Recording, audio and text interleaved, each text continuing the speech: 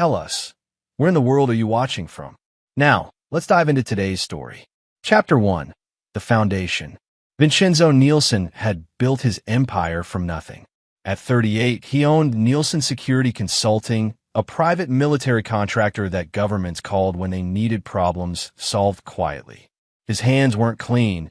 They never had been since his Marine days in Afghanistan. But they were steady, and that's what mattered in his line of work. The sprawling estate in Virginia horse country reflected his success. 20 acres, a main house that could accommodate visiting dignitaries, and a security system that would make the Pentagon envious. But for all his tactical brilliance in the field, Vincenzo had been blind to the war being waged in his own home. He'd met Bethany Christensen at a charity gala 5 years ago. She was 26 then, blonde, ambitious, and working as an event coordinator for Washington's elite. She'd played the part of the devoted wife perfectly, supportive of his work, gracious with his business associates, and seemingly thrilled when the twins, Marcus and Maya, were born 3 years ago. What Vincenzo hadn't known was that Bethany had been playing a longer game than any military operation he'd ever planned. The call came on a Tuesday while he was in Belgrade, finalizing a contract with the Serbian Defense Ministry. Vincenzo was in his hotel suite, reviewing intelligence reports, when his secure phone rang with a number he didn't recognize. "Is this Mr. Nielsen?" The voice was tired, strained. "Who's asking?" "This is Patricia Daniels, director of Little Scholars Daycare." "Mr. Nielsen, we have a situation. Your wife hasn't picked up Marcus and Maya in 5 days. We've been caring for them, but we need you too." The phone went dead in Vincenzo's hand, not from a dropped call, but from the ice that had suddenly filled his veins. He called Bethany's number immediately, straight to voicemail. Again, voicemail. Within 6 hours, Vincenzo was on his private jet back to Virginia, his mind already shifting into the cold, calculating mode that had kept him alive through 3 tours in hostile territory. Whatever was waiting for him at home, he'd handle it the way he handled all threats, methodically, completely, and without mercy. The house was empty when he arrived. Not just empty, abandoned. Bethany's clothes were gone, her jewelry box cleared out, even her favorite coffee mug missing from the kitchen. But her phone sat on the marble counter, and when Vincenzo picked it up, he found something that made his blood run colder than it had in any war zone. A voice memo, time-stamped from 5 days ago. "Being a mother is a prison. I never wanted kids, Vince. I never wanted any of this suburban nightmare. Troy and I are starting our new life in Costa Rica with the $3 million from our joint account. I'm done pretending to love children I never wanted, and I'm done pretending to love you. Troy." The name hit him like a sniper's bullet. Troy Leon, his business partner, his best friend since their Marine days, the man who'd stood as best man at his wedding and godfather to his children. Vincenzo replayed the message 3 times, memorizing every inflection, every pause. Then he deleted it and placed the phone exactly where he'd found it. By the time he retrieved Marcus and Maya from the daycare, making arrangements for a live-in nanny and explaining to the twins that mommy had to go away for a while, Vincenzo had already begun planning. Not just revenge, but something far more comprehensive. He spent the next week making calls, activating contacts across 3 continents. Former Black Ops specialists, financial forensics experts, surveillance teams that could track a grain of sand across a desert. Every favor he'd ever been owed, every professional courtesy he'd extended over the years, it was all being called in now. What he discovered made the betrayal even more complete. The affair had been going on for over a year. The $3 million they'd stolen was from accounts Bethany had slowly gained access to, transferring money in amounts small enough to avoid immediate detection. They'd planned this down to the last detail, including researching Costa Rica's extradition laws. They thought they were safe. They thought they'd won. They had no idea they'd just declared war on a man who'd spent his adult life learning how to destroy enemies without leaving fingerprints. Chapter 2. The Hunt Begins. Costa Rica's banking laws were famously secretive, but Vincenzo had worked with men who could crack Swiss accounts with nothing but a laptop and enough motivation. Finding Troy and Bethany took exactly 68 hours. They were living in a luxury villa in Manuel Antonio, complete with infinity pool and ocean views. The property was rented under false names, paid for with cash transfers that would have been untraceable to anyone who wasn't a former military intelligence officer with unlimited resources and absolutely no scruples. Vincenzo's first asset on the ground was Tanner Jensen, a former Navy SEAL who now ran consulting services throughout Central America. Tanner's official business was providing security for American companies operating in volatile regions. His unofficial business was whatever paid well and didn't ask too many questions. They're living like royalty, Tanner reported during their first encrypted video call. New cars, expensive restaurants, the works. Your wife's been telling people she's a widow who inherited her husband's defense contracting business. Vincenzo studied the surveillance photos on his screen. Bethany lounged by the pool in a designer bikini, a drink in her hand and a smile on her face that he'd never seen during their marriage. Beside her, Troy looked relaxed in a way that made Vincenzo's jaw clench. His former best friend appeared younger, happier, as if stealing another man's life had somehow rejuvenated him. What's their routine? Vincenzo asked. Predictable. Beach in the mornings, expensive dinners, casino twice a week. They're not hiding. They think they're untouchable. But Vincenzo wasn't planning to simply expose them or drag them back to face American justice. That would be too clean, too legal, too quick. What they'd done wasn't just theft and adultery. It was abandonment of children, betrayal of brotherhood, and the complete destruction of everything he'd built and believed in. That required a more personal response. Phase 1 of Vincenzo's plan was already in motion. Back in Virginia, he'd hired Michelle Manning, a former FBI financial crimes investigator, to trace every dollar of the stolen money. Not to recover it. That was secondary, but to map their entire financial network. Every account, every transaction, every vulnerability in their new life. Phase 2 involved Oscar Davenport, psychological operations specialist Vincenzo had worked with in Afghanistan. Oscar's job was to study everything about Troy and Bethany's new personas, their psychological profiles, their fears and weaknesses. She's telling people she's writing a novel, Oscar reported. Something about her life as a military contractor's wife. Very dramatic, very victimized. She's positioned herself as the brave woman who escaped an abusive husband. And Troy, he's playing the supportive boyfriend, but there are cracks. He's gambling more than he can afford, drinking heavily. Your partner's got demons, Vince. The kind that eat a man alive if you know how to feed them. Vincenzo smiled for the first time since returning from Belgrade. Good. Demons are useful. While his team gathered intelligence, Vincenzo began establishing his own presence in Costa Rica. Not directly. He was too smart for that, but through a web of shell companies and false identities that would let him operate invisibly in their new paradise. He purchased properties, hired local assets, and began constructing what he privately called the maze, a complex trap that would systematically destroy every aspect of the new life Troy and Bethany had stolen his money to build. The beauty of the plan wasn't its complexity, but its inevitability. Once set in motion, it would unfold with the inexorable precision of a military operation, each phase triggering the next until his targets found themselves exactly where he wanted them, broken, desperate, and completely at his mercy. By the end of his first month of planning, Vincenzo had filled 3 encrypted files with surveillance reports, financial analyses, and operational blueprints. Marcus and Maya were adjusting well to their new nanny, a former CIA operative who could protect them while maintaining the cover of a graduate student in child development. Everything was in place. It was time to remind his wife and his former best friend that some betrayals carry consequences that last a lifetime. Chapter 3. The First Dominoes. 3 months after Bethany and Troy's escape to paradise, their new life began to unravel in ways so subtle they didn't recognize the pattern until it was far too late. It started with Giuseppe Blackwell, a charming American expat who'd recently moved to Manuel Antonio. Giuseppe was handsome, well-connected, and claimed to be a tech entrepreneur who'd sold his company and was now living the dream in Costa Rica. He frequented the same restaurants and casino where Troy and Bethany spent their evenings.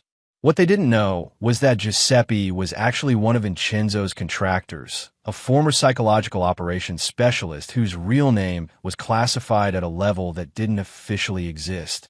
The target couple is exactly as predictable as the files indicated, Giuseppe reported during his first week of contact. The woman craves validation and attention. The man is paranoid, but hiding it behind alcohol and increasingly reckless gambling. Giuseppe's approach was masterful. He befriended them gradually, becoming the kind of charming acquaintance who made their social circle feel more legitimate, more sophisticated. He introduced them to other expatriates, all of whom were either Vincenzo's assets or carefully vetted locals who could be trusted to play their parts. Within 6 weeks, Troy and Bethany considered Giuseppe one of their closest friends in Costa Rica. He knew their schedules, their habits, their fears, and most importantly, their secrets. She's already confided that they're not really married, Giuseppe reported. Says she's waiting for her divorce to be finalized. And your former partner is more paranoid than we thought. He's convinced someone's been watching them. Is he right? Vincenzo asked. Absolutely. But he'll never spot our people. He's military, but he's thinking like a soldier when he should be thinking like prey.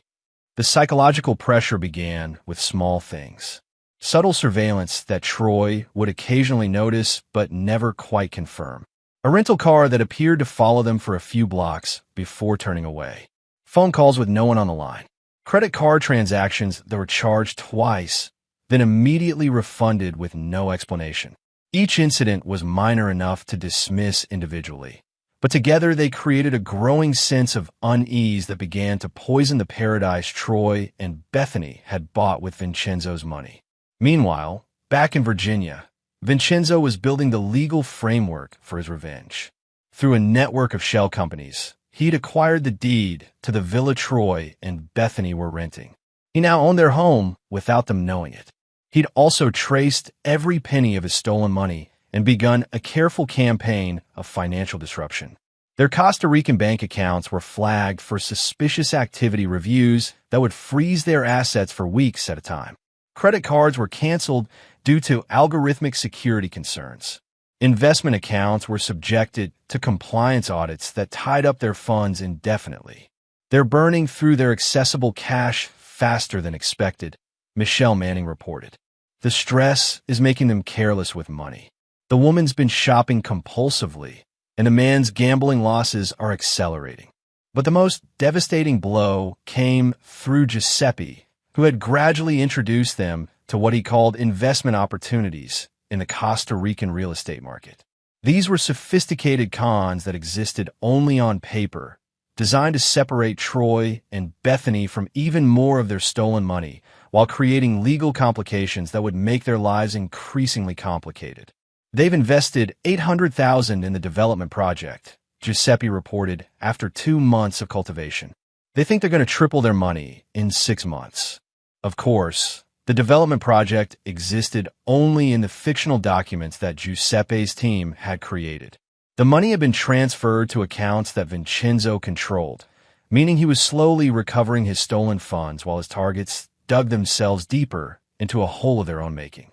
By the end of Phase 2, Troy's paranoia had escalated to the point where he was drinking heavily and starting fights in bars. Bethany was showing signs of severe stress, weight loss, insomnia, and an increasing dependence on prescription medication that Giuseppe had helpfully connected her with through a corrupt local doctor. Their relationship was fracturing under the pressure. The romantic adventure that had seemed so perfect 3 months earlier was now plagued by arguments, suspicion, and the growing realization that their new life wasn't as secure as they believed. She's been asking questions about returning to the States, Giuseppe reported. Mentions missing her children more frequently. The target is weakening. Vincenzo's response was swift and merciless. If Bethany wanted to think about their children, he'd give her something to really think about. The next phase would transform her guilt into agony, and her lover's paranoia into pure terror. Because they were about to learn that paradise could become hell with just the right kind of pressure applied by someone who understood exactly how to break human beings without leaving marks that showed. The real revenge was just beginning. Chapter 4, Paradise Lost. 6 months after fleeing to Costa Rica, Troy and Bethany's stolen paradise had become a gilded prison, though they didn't yet understand the bars were of Vincenzo's making. The morning everything changed started like any other. They were having breakfast on the villa's terrace when Giuseppe arrived with news that would shatter what remained of their peace of mind. "I have some disturbing information," Giuseppe said, his face grave as he accepted the coffee Bethany offered. "About your situation back in the States." Troy looked up from his tablet, where he'd been obsessively checking news sites for any mention of their names. "What kind of information?" "It's about your children, Bethany, and your husband's investigation into your disappearance." Bethany's hand trembled as she set down her cup. Over the past month, she'd been having increasingly frequent nightmares about Marcus and Maya. Giuseppe's contacts had been feeding her carefully crafted stories about Vincenzo's behavior since her departure. How cold he'd become with the children, how they'd been asking for their mother. All eyes, of course. The twins were thriving under the care of their highly qualified nanny and had video calls with their father every day. But Bethany didn't know that. "What about them?" she whispered. Giuseppe pulled out a tablet and showed them a series of photographs. The images appeared to show Vincenzo meeting with serious-looking men in expensive suits. Other photos showed official-looking documents, computer screens with financial data, and what appeared to be surveillance equipment. "He's hired private investigators, military-grade contractors, from what my sources tell me. They've been tracing every transaction you made before leaving the country." This was partially true. Vincenzo had indeed hired investigators, but they were his own employees, and the investigation was complete. What Giuseppe was showing them now was an elaborate piece of theater designed to trigger Troy's paranoia. "How much do they know?" Troy asked, his voice tight. "Everything. Your accounts here, your false identities, even this villa. My contact says they're building a case that will involve not just theft, but kidnapping charges for taking Bethany across international borders." "Kidnapping." Bethany stood abruptly. "I left willingly. I left a message." "Doesn't matter," Giuseppe said gravely. "With children involved, the FBI can make that charge stick. And kidnapping across international borders is a federal offense. 20 years minimum." Troy was studying the photos with the trained eye of a former Marine, but Giuseppe's team had done their work well. Every detail was convincing, from the authentic-looking federal documents to the staged surveillance photos. "There's more," Giuseppe continued. "Your husband has been in contact with Costa Rican authorities. He has serious connections here, military contractors, government officials. They're preparing extradition paperwork." This was the key moment in Vincenzo's psychological operation. For 6 months, he'd been applying pressure, creating stress, making Troy and Bethany feel increasingly vulnerable. Now he was offering them exactly what desperate people always reach for: a solution. "What do you suggest?" Troy asked. "You need to disappear. Really disappear this time. I have connections who can help, but it won't be cheap and it won't be comfortable." Over the next week, Giuseppe laid out an elaborate escape plan. They would need to leave Costa Rica immediately, moving to a country with no extradition treaty with the United States. He had contacts who could arrange new identities, safe passage, and secure housing. The cost would be everything they had left. $2 million, Giuseppe said during their final meeting. That covers transportation, documentation, housing for the first year, and protection from Vincenzo's investigators. Troy and Bethany looked at each other across the villa's living room, the same room where they'd celebrated their successful escape just 6 months earlier. Now it felt like a trap closing around them. "We don't have $2 million in accessible funds," Troy said. "The real estate investment," Bethany began, "won't mature for months. And from what I'm hearing, you don't have months." Giuseppe leaned forward, his expression sympathetic but urgent. "There is another option. I have a contact who might be willing to buy your story." "Our story?" "Think about it. American military contractor's wife flees abusive marriage with his business partner. International manhunt. Hidden money. Romance in paradise. It's got everything publishers love. The book deal Giuseppe proposed was too good to be true, which made it perfect bait for people who'd spent months watching their careful plans unravel. A major publishing house was allegedly interested in Bethany's memoir of escaping her marriage to a dangerous man. The advance would be exactly enough to fund their escape to a safe haven. Bethany spent 3 days writing frantically, pouring out a fictional account of her marriage that painted Vincenzo as a controlling, possibly abusive husband and herself as a victim who'd finally found the courage to escape with the help of Troy's love and protection. Every word was exactly what Vincenzo had expected. The narrative revealed not just her complete lack of remorse, but her stunning ability to rewrite history, to cast herself as the victim of the life she'd voluntarily destroyed. When Giuseppe delivered the contract and the check for $2 million, Troy and Bethany felt the first relief they'd experienced in months.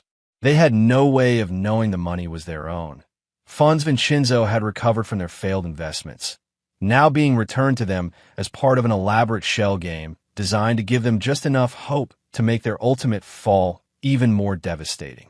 As they prepared for their next escape, Vincenzo was already 3 moves ahead, preparing the final phase of his revenge.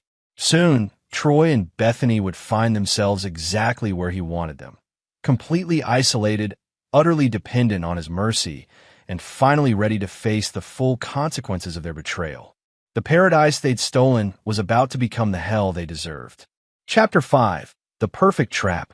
The escape route Giuseppe provided led Troy and Bethany to a remote compound in the mountains of Guatemala, far from extradition treaties and international oversight. The location was sold to them as the perfect safe house, isolated, secure, and completely off the grid. What they didn't realize was that the compound belonged to Vincenzo.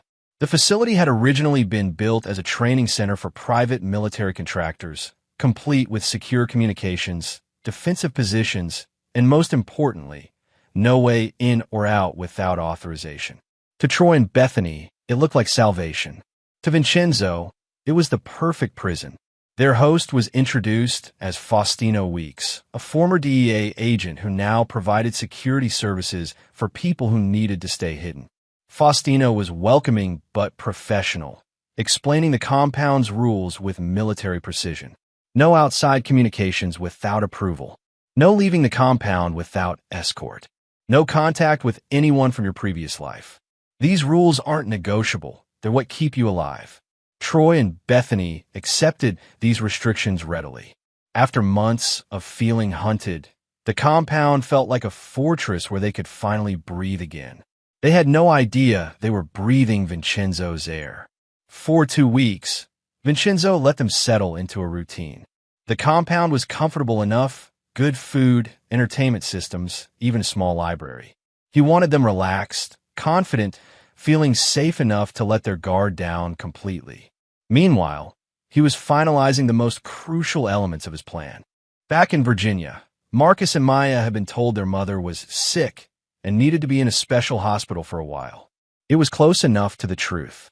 The twins were thriving under their nanny's care and had begun calling her Aunt Sarah with the easy affection of children who'd always been more resilient than the adults around them. Vincenzo called them every night, helping with homework, reading bedtime stories, maintaining the stability that Bethany had abandoned when she chose her freedom over their welfare. "Daddy, when is Mommy coming home?" Maya asked during one of their video calls. "I don't know, sweetheart, but I promise you'll always be safe with me." It was a promise he intended to keep. And part of keeping that promise meant ensuring that the people who'd abandoned his children understood the full cost of their choices. At the compound, Vincenzo's psychological operation entered its final phase. The first crack appeared when Giuseppe arrived for what he called a routine security check. His manner was different now, less friendly, more businesslike. "We have a problem," he announced to Troy and Bethany in the compound's main room. "Vincenzo's people have traced your financial transactions. They know about the book deal." Bethany went pale. "How is that possible?" The publisher had to file certain paperwork. International money transfers, copyright documentation. Your husband has resources you never imagined. Giuseppe's revelation was devastating. Their location was compromised. Vincenzo's contractors were closing in, and they had perhaps days before the compound was discovered. "What are our options?" Troy asked, his military training warring with the panic that was starting to show in his eyes. Limited. We can move you again, but it will cost everything you have left. And honestly, Giuseppe's expression was grim. I'm not sure there's anywhere on earth you can hide from man like Vincenzo Nielsen. That night, Troy and Bethany lay awake in their comfortable bed, staring at the ceiling and listening to the sounds of the Guatemalan jungle outside their window. For the first time since leaving Virginia, they were forced to confront the possibility that their escape had been nothing more than a temporary reprieve. Maybe we should consider going back, Bethany whispered. Face the charges. At least in American prison, we'd be safe. Safe? Troy's laugh was bitter. You don't know your husband like I do. Prison won't protect us from him. Nothing will. What neither of them realized was that their conversation was being recorded. Every word, every expression of fear and regret was being captured by surveillance equipment woven throughout the compound. Vincenzo reviewed the recordings from his office in Virginia, studying his target's psychological deterioration with the same analytical precision he'd once applied to enemy combatants. They were almost ready. The next morning brought what appeared to be salvation in the form of an unexpected visitor. Henry Walls introduced himself as a representative of the International Justice Foundation, a human rights organization that helped people escape persecution. We've been monitoring your situation, Henry explained to Troy and Bethany in the compound's meeting room. The IJF has concerns about the legality of the charges being prepared against you. We believe you may be victims of a vindictive pursuit that goes beyond legitimate justice. Henry's offer was everything they'd hoped for: legal protection, legitimate documentation, and relocation to a country where they could rebuild their lives under IJF protection. There was just one condition. The IJF requires complete transparency from the people we help. You'll need to participate in a formal interview process, documenting your experiences and the circumstances that led to your current situation. The interview would be conducted by trained psychologists and legal experts. It would be recorded for potential use in international court proceedings. And it would require Troy and Bethany to confess, in detail, everything they'd done. As Henry outlined the process, Troy felt something nagging at the edge of his consciousness. There was something familiar about the man's voice, his mannerisms, something that triggered old memories from his military days. But desperation made him ignore his instincts. They both agreed to the interviews immediately. What they didn't know was that Henry Walls was actually Alan Doherty, another of Vincenzo's contractors. The International Justice Foundation existed only on paper, and the interviews they were about to give would provide Vincenzo with everything he needed to complete his revenge. As they prepared for what they believed would be their salvation, Troy and Bethany had no idea they were about to confess their crimes to the very man they betrayed. The trap was perfect, and it was closing. Chapter 6: Confessions and Consequences. The interview room of the compound was set up to look like a professional legal facility. Cameras in plain sight, official-looking documents, and an atmosphere of bureaucratic legitimacy that made Troy and Bethany feel they were finally dealing with legitimate authorities. Alan Doherty, still playing his role as Henry Walls from the International Justice Foundation, sat across from them with a team of legal experts who were actually Vincenzo's psychological operations specialists. Before we begin, Alan said, I need to emphasize that everything you say here is protected by international humanitarian law. You're under IJF protection now, which means complete honesty is not just advisable, it's required. What followed was 6 hours of the most detailed confession Vincenzo could have hoped for. Troy spoke first, his military bearing gradually crumbling as he described the systematic betrayal of his best friend. He explained how the affair had started, how they'd planned a theft, how they'd researched countries with favorable extradition laws. Vincenzo trusted me with everything, Troy said, his voice hollow. Financial access, operational security, even his family. I used all of it against him. But it was Bethany's confession that provided the emotional devastation Vincenzo had been seeking. I never wanted children, she said, the words coming out in a rush once she started talking. Everyone expected me to be this perfect military wife and mother, but I hated every minute of it. The twins they were like anchors dragging me down into a life I never chose. Alan leaned forward slightly. Can you elaborate on your relationship with your children? I love them in the abstract, I guess. But the day-to-day reality? The crying, the demands, the constant need for attention? I felt trapped, like I was suffocating. And leaving them, Bethany's composure finally broke. I knew it was wrong, but I also knew that if I didn't leave then, I never would. Troy made me feel alive again, made me remember who I was before I became just Vincenzo's wife and the twins' mother. Alan's next question was the one Vincenzo had specifically requested. Do you regret your decision? I regret hurting my children, Bethany said carefully. But I don't regret saving myself. I was dying in that life, slowly disappearing into someone else's expectations. For Vincenzo, watching the recording later in his Virginia office, that answer crystallized everything he needed to know about the woman he'd married. She regretted hurting the twins, but not abandoning them. She regretted the consequences, but not the betrayal itself. Any microscopic part of him that might have been willing to forgive died in that moment.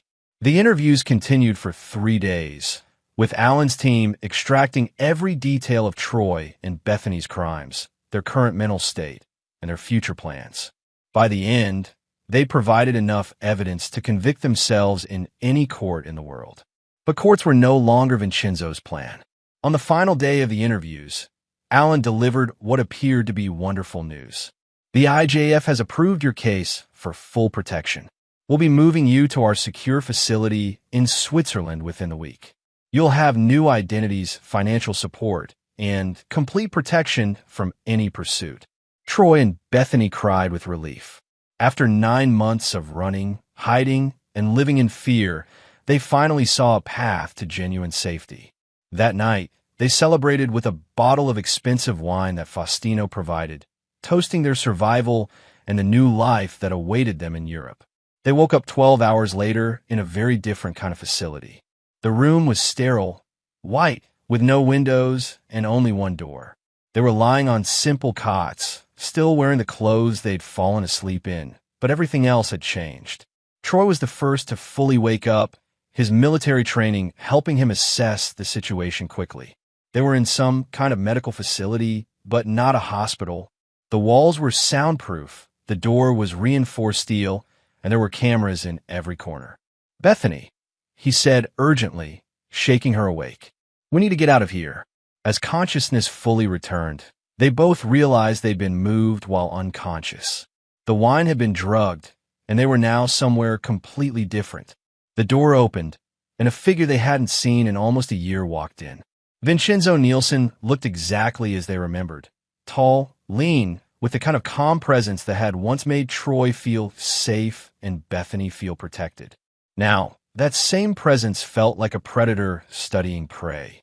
"Hello, wife," he said to Bethany, his voice conversational. "Troy." The silence stretched for long moments as the reality of their situation settled over them. "Ow," Troy finally managed. "Did you really think you could steal my life and disappear without consequences?"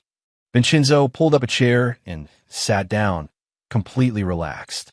"Every person you trusted, every safe house you hid in, every escape route you took, I provided all of it." He gestured around the room. "Welcome to my private medical facility. Completely isolated, absolutely secure, and entirely off any official records. You wanted to disappear from the world, and now you have." Bethany found her voice. "The children are perfectly fine. Better than fine, actually. They've stopped asking about you." The words hit her like physical blows. Vincenzo continued in the same calm tone.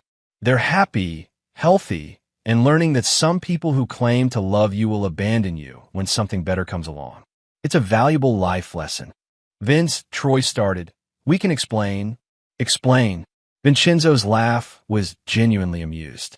"Troy, I have 6 hours of recorded confessions. I know exactly what you did, why you did it, and how you feel about it. Explanations are unnecessary." He stood up and walked to the door. "The good news is that you'll have plenty of time to think about your choices. This facility is self-sufficient, completely isolated, and staffed by people who understand that some guests check in but never check out. As he reached the door, Vincenzo turned back one final time. You stole my money, destroyed my family, and abandoned my children.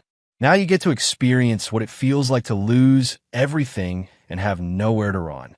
The door closed with a soft click, leaving Troy and Bethany alone in their white room with the full understanding that their escape had been an illusion from the very beginning. Vincenzo Nielsen had never been hunting them. He'd been hurting them. Chapter 7. The Price of Betrayal. The facility where Troy and Bethany found themselves imprisoned was a masterpiece of psychological torture disguised as medical care. Everything about it was designed to break down their sanity while maintaining the pretense of humane treatment. Dr. Sandy Boyer, the facility's chief psychiatrist, was actually a former CIA interrogation specialist who'd helped design psychological pressure techniques that left no physical evidence. Her official role was to provide therapy for the facility's patients. Her actual job was to systematically dismantle Troy and Bethany's mental defenses. Good morning, Dr. Boyer said cheerfully as she entered their shared room for the first session. I'm here to help you process the trauma of your recent experiences. The sessions began immediately, twice daily, mandatory, and recorded. Dr. Boyer was skilled at appearing sympathetic while asking questions designed to force Troy and Bethany to confront the full scope of their actions. Let's talk about the children, she said during their third session. Marcus and Maya, how do you think they're processing their mother's abandonment? Bethany's attempts to rationalize her choices crumbled under Dr. Boyer's relentless, clinically precise questioning. Every justification was dissected, every excuse was challenged, until the raw truth of what she'd done became impossible to escape. I convinced myself they'd be better off without me, Bethany finally admitted, tears streaming down her face. But that was just selfish justification, wasn't it? What do you think? Dr. Boyer asked. The facility's routine was designed to amplify their psychological isolation. They were allowed to see each other, but their relationship, already strained by months of stress, began deteriorating rapidly under the pressure. Troy's military training made him more resistant to the psychological pressure, but it also made him more aware of what was happening to them. He recognized the techniques being used, understood that they were being systematically broken down. This is psychological warfare, he told Bethany during one of their brief moments alone. Vince is using everything he learned in the Marines against us. What do? We survive. We wait for an opportunity. But opportunities were exactly what Vincenzo had designed the facility to eliminate. Meanwhile, back in Virginia, Vincenzo was settling into a new rhythm with his children. Marcus and Maya had adapted to their mother's absence with the resilience of childhood, especially with the steady presence of their nanny and the careful way Vincenzo had explained the situation. Daddy, Marcus asked one evening as Vincenzo tucked him into bed, is Mommy ever coming back? I don't know, son, but I promise you'll always have me, and I'll never leave you. It was a promise that gave Vincenzo's revenge its moral foundation. His children deserved better than parents who would abandon them for personal gratification. They deserved stability, love, and protection from the kind of selfish adults who put their own desires above their children's welfare. At the facility, the psychological pressure was reaching its intended crescendo. Dr. Boyer's sessions had evolved from general therapy to focused confrontation with specific betrayals. She had transcripts of every conversation Troy and Bethany had recorded during their months in hiding, including their most private moments. Let's discuss this conversation you had in Costa Rica, Dr. Boyer said, reading from transcript. You said, the kids will get over it. They're young. They'll adapt. Bethany's face went white. You were recording us the entire time? Since the day you left Virginia. Every word, every decision, every moment you chose your own comfort over your children's welfare. The recordings were devastating because they captured Troy and Bethany's complete lack of remorse during their months of hiding. They'd lived in luxury, celebrated their successful escape, and rarely mentioned the children they'd abandoned except to dismiss their importance. Listen to yourselves, Dr. Boyer said, playing audio of them laughing on a Costa Rican beach. Children wondering where their mother disappeared to, and you're ordering another round of drinks. Troy finally snapped during his individual session on the 10th day. "What does he want?" he shouted at Dr. Boyer. "What's the end game here? We get it. We're pieces of shit who ruined everything. What more does he need?" "Mr. Nielsen doesn't want anything from you," Dr. Boyer replied calmly. "He's simply ensuring you understand the full consequences of your choices. This is illegal. Kidnapping, false imprisonment. Is it? You came here voluntarily, seeking help from what you believed was a humanitarian organization. You signed documents requesting protective custody. As far as any official records show, you're exactly where you asked to be. The legal trap was as perfect as the physical one. Vincenzo had used their own desperation against them, making them complicit in their own imprisonment. But the real psychological blow came when Dr. Boyer showed them current footage of Marcus and Maya. The children are playing in their backyard, laughing and building a fort with their nanny. They looked happy, healthy, and completely untroubled by their mother's absence. "Children are remarkably resilient," Dr. Boyer observed as Bethany sobbed, watching her children playing without her, especially when the source of instability is removed from their environment. "They don't miss me at all," Bethany whispered. "Should they? You made your choice clear when you abandoned them. Children understand actions better than adults understand consequences." That night, Troy and Bethany held each other in their sterile room, both of them finally understanding that Vincenzo's revenge wasn't designed to kill them. It was designed to make them live with the full weight of what they'd done, completely isolated from any possibility of redemption or escape. And they were beginning to realize that might be worse than death. Chapter 8, Breaking Point. 3 weeks into their captivity, Troy and Bethany's relationship finally shattered under the pressure of Dr. Boyer's relentless psychological dissection. The breaking point came during a joint session when Dr. Boyer introduced a new element to their therapy: accountability assignments. "Today, we're going to explore the concept of responsibility," she announced, placing 2 files on the table between them. "I want each of you to write a detailed letter to Marcus and Maya, explaining your decision to abandon them." "We're not writing anything," Troy said immediately. "Of course you are. These letters are part of your therapeutic process. Whether you choose to be honest with yourselves and your children is up to you." The assignment was diabolical in its simplicity. Either they would write genuine letters that forced them to confront the full scope of their betrayal, or they would write self-serving justifications that revealed their continued selfishness. Either way, Dr. Boyer would have them. Bethany broke first. After 2 days of staring at blank paper, she began writing a letter that started as an attempt at explanation and devolved into desperate self-justification. "My darling children," the letter began, "Mommy had to leave because Daddy made her very unhappy." Dr. Boyer read the letter aloud during their next session, her clinical voice making every word sound even more pathetic. "So your position is that your children should understand that their mother abandoned them because their father wasn't meeting your emotional needs." "That's not what I meant. It's exactly what you wrote. You're asking 3-year-old children to excuse your abandonment because your husband didn't make you happy enough." Troy's letter was shorter, but equally revealing. He'd attempted to frame their escape as a noble act of love, claiming they'd left to protect the children from what he called a toxic environment. "Interesting perspective," Dr. Boyer said after reading his letter. "You stole $3 million, committed adultery with your best friend's wife, and abandoned 2 toddlers, but you characterized this as protecting them. We were protecting them from the fallout of your own crimes. You created the toxic environment, then abandoned the children to deal with it alone." The letter assignment became the catalyst for Troy and Bethany to turn on each other.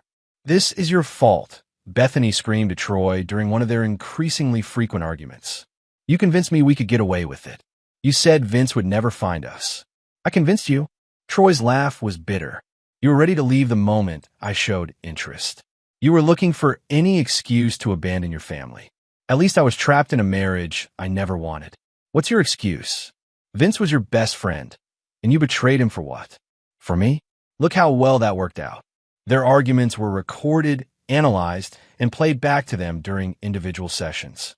Dr. Boyer used their own words to demonstrate how quickly they'd abandoned any pretense of love or loyalty when faced with pressure.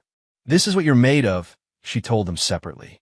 When things get difficult, you betray whoever is closest to you. Your husband and children. Each other. It's a pattern. By the 4th week, both Troy and Bethany were showing signs of severe psychological breakdown. They'd stopped speaking to each other except to trade accusations. Sleep came in fragments, haunted by nightmares about their children.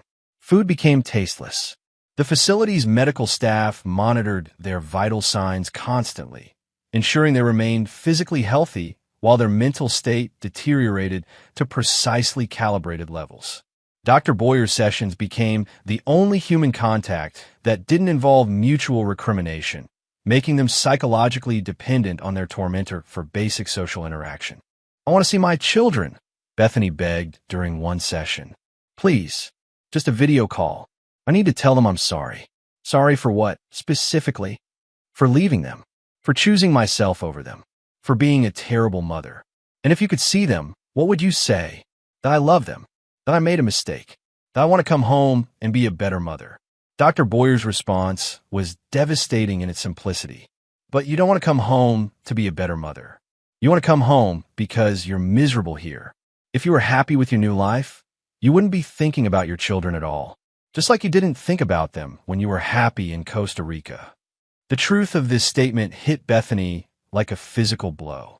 Her remorse wasn't genuine transformation. It was self-pity dressed up as maternal love. Troy's breakdown followed a different pattern. His military training helped him resist the direct psychological pressure, but it also made him hypersensitive to the strategic nature of their situation. "He's not going to let us go," he told Bethany during one of their last civil conversations. "This isn't temporary punishment. This is permanent. You don't know that. I know Vince. I trained with him, fought beside him, lived in his house. He doesn't forgive, and he doesn't forget. We're never leaving this place." The realization that their imprisonment might be permanent sent Troy into a spiral of rage and despair that culminated in him attacking the cameras in their room with his bare hands. The security response was swift and professional. Troy was sedated, restrained, and moved to an isolation cell where he could calm down without endangering anyone. When he was returned to the shared room 3 days later, his spirit was completely broken. "I betrayed my best friend," he said to Bethany, his voice hollow. "I helped destroy his family. I abandoned children who call me Uncle Troy. And for what? For you? For money? For some fantasy of freedom? Don't put this all on me. No, you're right. It's not all on you. I made my choices. I knew what I was doing was wrong. And I did it anyway, because I wanted what I wanted more than I cared about what was right." Their final conversation was a litany of mutual recrimination and self-loathing that Dr. Boyer recorded for Vincenzo's review. By the end of the 8th week, both Troy and Bethany had been reduced to broken shells of their former selves, finally understanding the true scope of their betrayal and the permanence of their situation. They'd wanted to escape their responsibilities and start fresh somewhere else. Instead, they discovered that some betrayals create consequences that last forever. Chapter 9. Justice Served. 6 months after Troy and Bethany had been declared legally dead following a staged boating accident in Costa Rica, Vincenzo sat in his Virginia office reviewing the final reports from their psychological evaluation. Dr. Boyer's assessment was clinical and complete. Both subjects had achieved full acknowledgement of their crimes and their consequences. They understood what they'd done, why it was wrong, and why their punishment was permanent. They were ready for the final phase. Vincenzo had spent the months since their capture rebuilding his life around his children. Marcus and Maya were thriving in their stable environment, showing no lasting psychological damage from their mother's abandonment. They'd stopped asking about her entirely and had begun calling their nanny Mom Sandy, with Vincenzo's encouragement. The twins deserved a mother figure who would never abandon them.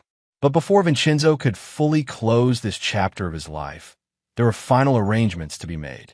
The facility where Troy and Bethany were held operated under the cover of an experimental treatment center for individuals suffering from severe dissociative disorders. The patients were isolated from society for their own protection and the protection of others. It was a convenient fiction that explained why they could never leave and why no one would ever try to find them.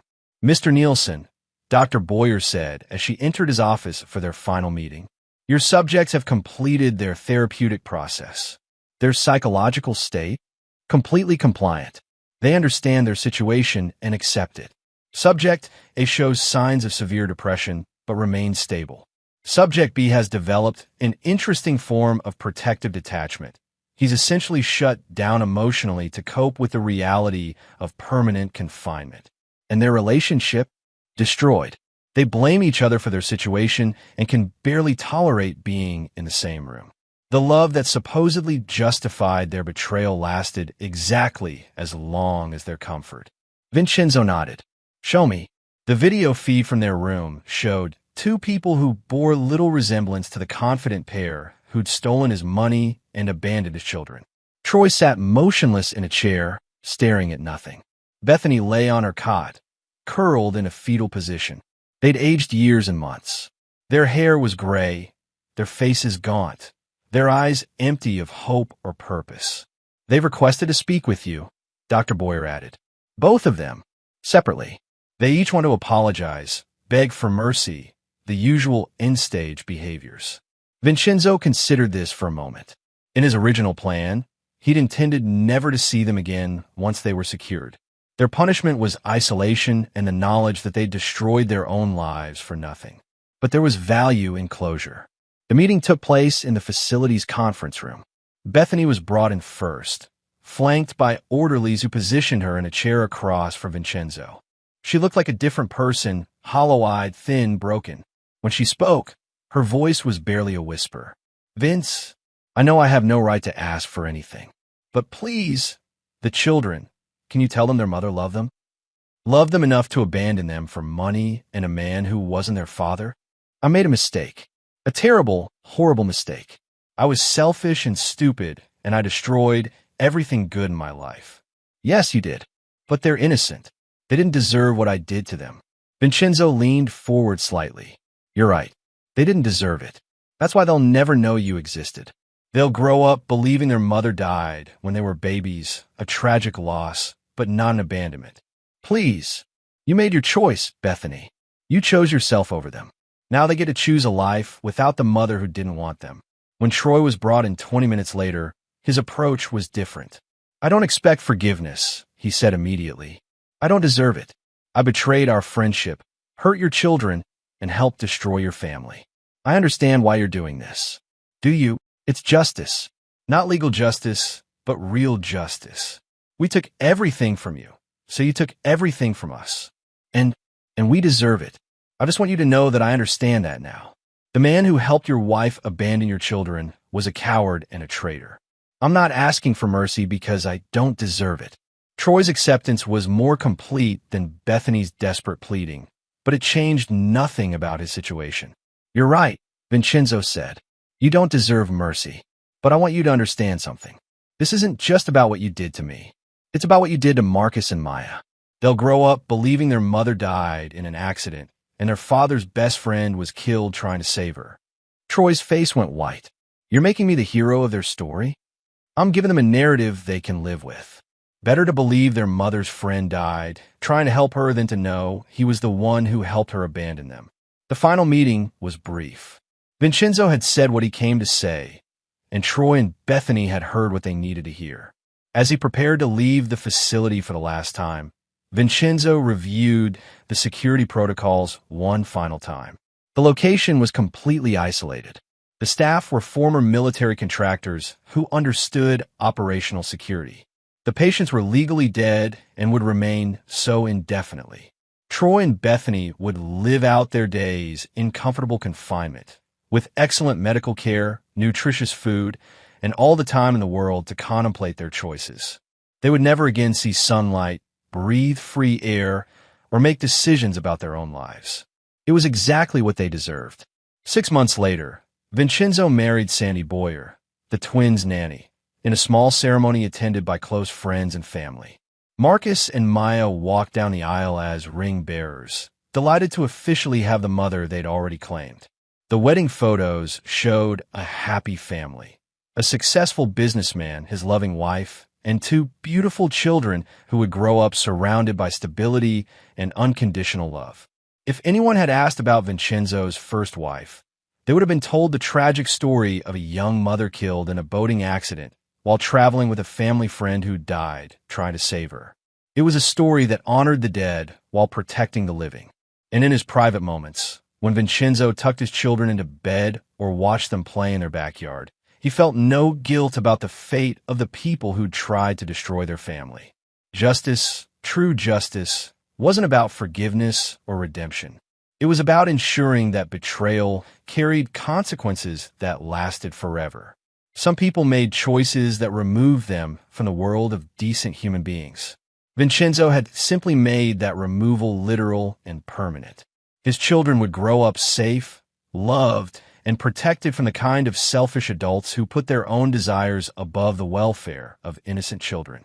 And Troy and Bethany would spend the rest of their lives understanding exactly what their betrayal had cost them. It was the perfect revenge, complete, permanent, and absolutely just. And there you have it. Another story comes to an end. What did you think? I'd love to hear your thoughts in the comments below. If you enjoy this story, consider joining our community by subscribing. It means the world to us. For more stories like this one, check out the recommended videos on screen. And I'll see you there.